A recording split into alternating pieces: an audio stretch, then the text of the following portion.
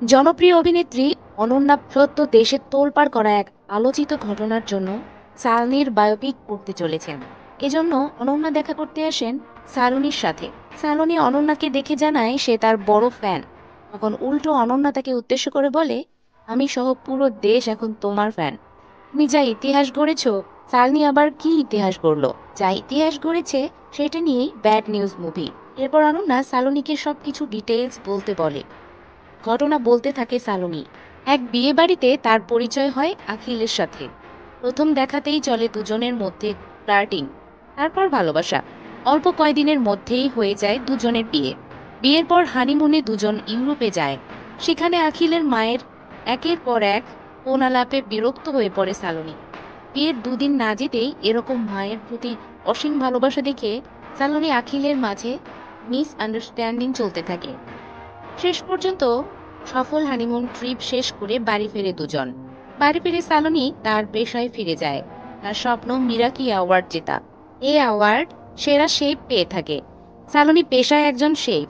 একটা স্বনামধন্য রেস্টুরেন্টে সে জব করে। সেই রেস্টুরেন্টে প্রতিনিয়ত আখিল তার আত্মীয় বন্ধু বান্ধবদের নিয়ে এসে সালোনির সাথে পরিচয় করায়। এরকম একদিন বন্ধুদের নিয়ে আসলে রেস্টুরেন্টে সালোনি এবং কাস্টমারের কথা কাটাকাটি চললে কাস্টমারকে মেরে বসে আখিল। বসের কাছে ছোট হয় সালোনি। মিরাকি রিভিউয়ের দিনেও সে ফেল করে। এজন্য সেখান থেকে তার চাকরি চলে যায়। বাড়িতে এসে সালোনি আর আখিলের মধ্যে কথা কাটাকাটি চলতে থাকে। একসময় সালোনি আখিলকে বলে বসে, তোমার এবং তোমার মার জন্য আজ আমার স্বপ্ন শেষ হতে চলেছে। আমার মনে হয় বিয়ের ডিসিশন খুব দ্রুত নিয়ে ফেলেছি। এসব কথা শুনে ফেলে আখিলের মা। মায়ের সামনে এসব কিছু বলতে দেখে রাগে সালোনিকে বাপের বাড়ি চলে যেতে বলে। সালোনিও রাগ করে চলে আসে। প্রেম ভালোবাসার বিয়ের 6 মাস শেষ না হতেই ডিভোর্সে গড়ায়। সালোনি মিরাকি অ্যাওয়ার্ড জেতার জন্য মাইসুর শহরের একটি রেস্টুরেন্টে জব নেয়। সেই রেস্টুরেন্টের ওনার গুরবীর সিং এর সাথে ধীরে ধীরে ভালো খাতির গড়ে ওঠে সালোনির। একসময় তাদের মধ্যে ভালো বন্ধুত্ব হয়ে যায়। ওদিকে গিভ আপ করার জন্য একের পর এক নারীর সাথে মিশতে থাকে আখিল। একদিন তার দেখে ফেলে সালোনি। আখিরের এসব কর্মকাণ্ডে জেলাসিতে পরিণত হয় সালোনির। সে মাতাল অবস্থায় এক প্রকার জোর করে গুরবীরের সাথে রুমডেট করে বসে। মাতাল অবস্থায় সালোনি তার বাসায় আসলে 2 বছরের বিবাহ বার্ষিকীর সারপ্রাইজ পেয়ে বসে আখিলের থেকে। আখিল তাকে বলে, ওসব মেয়েদের সাথে মিশে বুঝেছি তোমাকে আমি কত ভালোবাসি, তাই আবার তোমার কাছে ফিরে এসেছি। মাতাল অবস্থায় সালোনি তার সাথেও রুমডেট করে বসে। 6 সপ্তাহ পর সালোনি জানতে পারে সে প্রেগনেন্ট। সে দোটানায় পড়ে যায়, কারণ ওই একদিন দুইজনের সাথে অন্তরঙ্গ হয়েছিল। প্রেগনেন্সির ব্যাপারটা প্রথমে আখিলকে জানালে সে খুশিতে আত্মহারা হয়ে ওঠে, কারণ তার স্বপ্ন ছিল বাচ্চার বাবা হওয়া। কিন্তু যেই সেই দিনের ঘটনা এবং গুরুবীরের কথা বলে, তখন সব যেন মলিন হয়ে যায়। ওদিকে প্রেগনেন্সির কথা গুরুবীরকে জানালে সে বলে, আমি বিয়ে করতে রাজি এবং আমি এতে খুশি। তখন তাকেও আখিলের কথা বলা হয়। সেও চমকে যায়। দুজনকে এই বাচ্চার বাবাকে সেটা জানার জন্য হসপিটালে আসতে বলে সালোনি। দুজনেই হসপিটালে আসে। একে অন্যের মুখোমুখি হয়।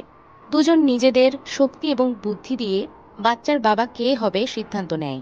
তখন ডাক্তার তাদের বলে প্যাটার্নিটি টেস্ট করতে হবে। ডাক্তার জানায় প্যাটার্নিটি টেস্টের মাধ্যমে বাচ্চার বাবাকে তা জানা যাবে। দুজনেই টেস্ট করে।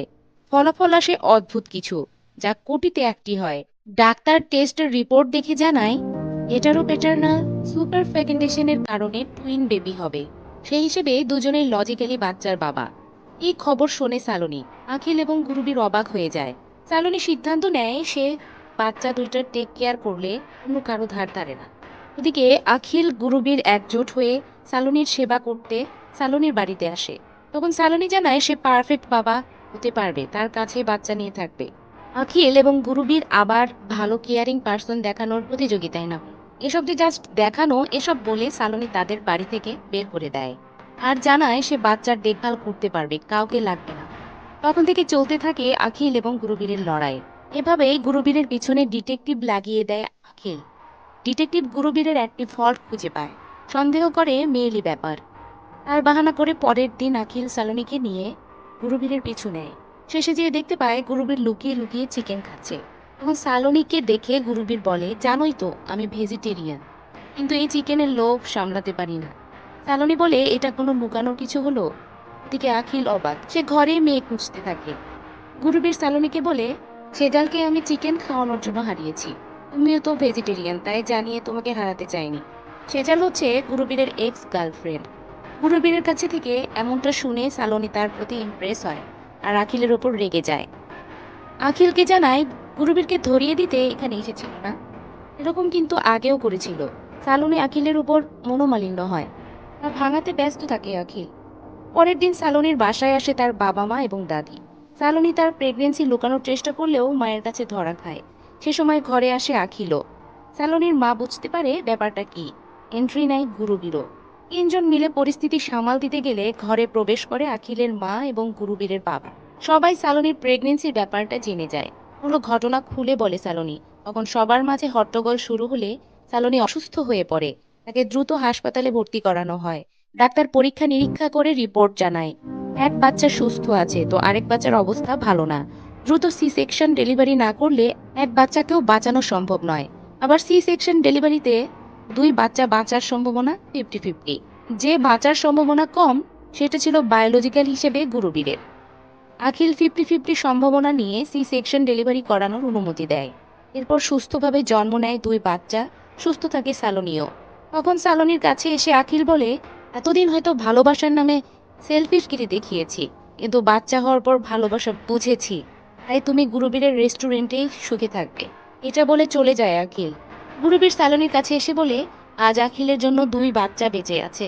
শুধুমাত্র তোমার মুখের দিকে তাকিয়ে ঝুঁকি নিয়ে সেই দুই বাচ্চার সি সেকশন ডেলিভারিতে রাজি হয়েছে।